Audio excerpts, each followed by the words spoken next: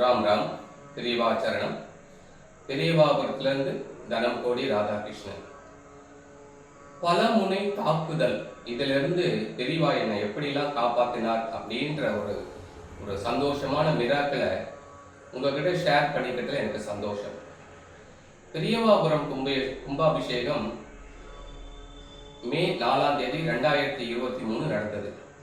அதுக்கு முன்னாடி 10 நாளுக்கு முன்னாடி நம்ம கிட்ட பேங்க் பேலன்ஸ் 0. எப்படி இந்த கும்பாபிஷேகத்தை நடத்த போறோம் அப்படின்றது ஒரு பக்கம் ஃபைனான்சியல் ப்ராப்ளம். ரெண்டாவது, இந்த கும்பாபிஷேகத்தை எப்படி நிப்பாட்டுறது, எந்த மாதிரி ஸ்டேயை வாங்கி நிப்பாட்டுறது அப்படின்ற ஒரு மனவள அது ஒரு பக்கம் தாக்குதல். இன்னொரு பக்கம் ஸ்தபதி. இந்த கடைசி நேரத்துல நம்மகிட்ட எல்லாம் எப்படிலாம் பயமுறுத்தி என்னெல்லாம் பணம் வசூல் பண்ணலாம் அப்படின்ற மாதிரி அது ஒரு பக்கம் தாக்குதல். பெரிய மன உளைச்சல். உங்களுக்கு நல்லா தெரியும், நம்முடைய பெரியவா ரதம் பட்டின பிரவேசம் ஒரு 5.5 வருஷம் போயிட்டு வந்துதான் இங்க பிரதிஷ்டையா இருக்கார் பெரியவா. அந்த மாதிரி உங்களுக்கெல்லாம் நல்லா தெரியும், கேம்ப் ரோட்ல சங்கரா ஸ்கூல் அங்க சமஷ்டி உபநயனம் வருஷம் நடக்கும். அந்த 2023 ஏப்ரல் நடந்த சமஷ்டி உபநயனத்துக்கு கடைசியா பட்டின பிரவேச ரதம் அங்க போய் நிற்குது. அப்போ கும்பாபிஷேக பத்திரிகையை அங்க வந்திருக்கிற எல்லார்கிட்டையும் அன்பர்கள்கிட்டையும் நம்ம டிஸ்ட்ரிபியூட் பண்ணணும். ஒவ்வொருத்தரும் வாங்கி பார்த்துட்டு அப்படியே கேஷுவலா அப்படியே மடிச்சு வச்சிடறோம். ரெஸ்பான்சிபிள் இல்லை. அப்போ காமாட்சி சுவாமிகள், அருள்வாக்கு சித்தர் காமாட்சி சுவாமிகள் நங்கநல்லூர், உங்களுக்குலாம் நிறைய பேருக்கு தெரிஞ்சிருக்கும் அவரு அந்த சமஷ்டி உபநயனத்துல வந்து குழந்தைங்களை ஆசீர்வாதம் பண்ணதுக்கு அவர் வரார். அப்போ என்னை பார்த்துட்டு என்னை மேடையில கூப்பிட்டு சொன்னார், நிறைய இடத்துல மகா பெரியவாவுக்கு மணிமண்டபம் கட்டியிருக்கா, அதெல்லாம் பெரிய பெரிய ஜாம்பவான்கள் கட்டணது. ஆனா வெறும் ராம் ராம் பெரியவா சரணம் சொல்லி ஒரு குசேலன் கட்டிய பெரியவா மணி மண்டபத்திற்கு மே 4ஆம் தேதி கும்பாபிஷேகம் அப்படின்னு அந்த மேடையில் அறிவிச்சார். அவ்வளவுதான். ஒவ்வொருத்தரும் அந்த பத்திரிகையை பார்த்துட்டு அதில் ஸ்கேனர் கோட்ல வச்சுட்டு அவளால முடிஞ்சதை பணம் அனுப்பிக்கிட்டே இருக்கா. எனக்கு அப்படியே அந்த பணம் வரது, அந்த ஜிபேல வரது நல்லா தெரியுது. அப்புறம் இந்த இப்படி இருந்தும் நமக்கு வந்து ஒரு 5 லட்சம் ரூபாய் பட்ஜெட்ல துண்டு விடுது.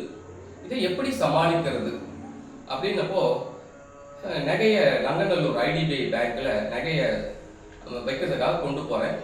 அங்க நிறைய தடங்கல்கள், எனக்கு நகையை வைக்க கூடாத அளவுக்கு தடங்கல்கள். அந்த அப்ரைசர், அந்த நகை மதிப்பீட்டாளர், அவரு மடிப்பாக்கம் பிரான்ச்ல இருந்து வந்துட்டு இருக்கார். வரும்போது அவர் வண்டி பஞ்சர். அதுக்கப்புறம் அதை சரி பண்ணிட்டு கிளம்புறார். திரும்பவும் அவரோட அந்த பைக்கோட செயின் கட் ஆகுது. அப்புறம் பக்கத்துல ஒரு மாமா போன்ல பேசிட்டு இருக்காரு, ஸ்பீக்கர்ல போட்டு பேசுறார்.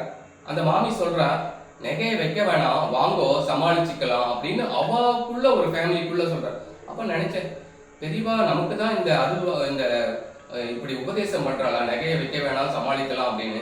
பட் பெரியவா எப்படி இருந்தாலும் எனக்கு வந்து பணம் வேணும் பெரியவா, அப்பதான் என்ன தைரியமா கும்பாபிஷேக வேலையில ஈடுபட முடியுமா பெரியவா அப்படின்ட்டு அங்க நகையை வச்சு 5 லட்சம் ரூபாய் நம்ம பணம் கையில கேஷ் வச்சிருக்கோம். இங்க கும்பாபிஷேகத்துக்கு வந்தப்போ ஒவ்வொருத்தரும், மாமா யாகசாலையை நான் எடுத்துக்கிறேன், மாமா மேலக்காருக்கு நான் கொடுக்குறேன், மாமா வாழை மரம் நான் கொடுக்குறேன், மாமா இப்படி வாத்தியார்களுக்கு சம்பாவனை நான் கொடுக்குறேன், மாமா சாரி தெரியவா. ஒவ்வொருத்தரும் ஒருத்தருக்கும் ஸ்பான்சர் பண்ணிக்கிறான். இப்படி கும்பாபிஷேக வேலை நடந்துகிட்டு இருக்கு. மே 2ஆம் தேதி கையில டாக்குமெண்ட், இந்த சொத்து மேல எந்த வில்லங்கமும் இல்லை, எந்த ஒரு எஃபோர்ட்டும் நான் எடுக்கல. என் கையில அந்த டாக்குமெண்ட், இந்த சொத்து மேல எந்த வில்லங்கமும் இல்லை. ஸ்தபதி அவரே வந்து எல்லா வேலையும் ஓடி ஆடி வேலை செய்யறார். அவரே தூக்கி சுவாமிகளை வந்து பிரதிஷ்டை பண்றார். எப்படி பாருங்க, ஒரு பக்கம் பண கஷ்டம் எப்படியோ தீர்ந்துடுச்சு, இந்த நிலத்து மேல வில்லங்க இருந்தது, கும்பாபிஷேகம் நிப்பாட்டக்கூடிய வேலை இல்லாம பெரியவா பண்ணிட்டா, சபதியை கொண்டு வந்து வேலை செய்ய வைக்கிறா. இப்படி எல்லாம் பல முனை தாக்குதல்களிலிருந்து என்னை பெரியவா காப்பாத்தி கும்பாபிஷேகத்தை ஜாம்னு நடத்தி கொடுத்துட்டா பெரியவா. இந்த சந்தோஷமான விஷயத்த உங்க கூட ஷேர் பண்ணிக்கிறதுல எனக்கு ரொம்ப சந்தோஷம். உங்க மனசுக்குள்ள இருக்கிற எல்லா பிரார்த்தனையும் நிறைவேற்றி கொடுக்கணும். உங்க குலதெய்வத்தினோட ஆசீர்வாதம் உங்களுக்கு பரிபூரணமா கிடைக்கணும். உங்க இஷ்ட தெய்வத்தின் ஆசீர்வாதம் பரிபூரணமா கிடைக்கணும். கோமாதாவுடைய ஆசீர்வாதம் உங்களுக்கு பரிபூரணமா கிடைக்கணும். உங்க குலதெய்வத்தின் ஆசீர்வாதமும், உங்களுடைய பித்திருக்குள் ஆசீர்வாதமும், உங்களுடைய கிராம தேவதை, காவல் தெய்வம் அவளோட ஆசீர்வாதம் பரிபூர்ணமா கிடைச்சி உங்க குடும்பம் நல்ல சேமமா இருக்கணும். உங்க குடும்பத்தில் நடக்க வேண்டிய நல்ல காரியங்கள் எல்லாம் பெரியவா நடத்தி கொடுக்கணும் அப்படின்னு நான் பெரியவா கிட்ட பிரார்த்தனை பண்ணிக்கிறேன். ராம் ராம். பெரியவா சரணம்.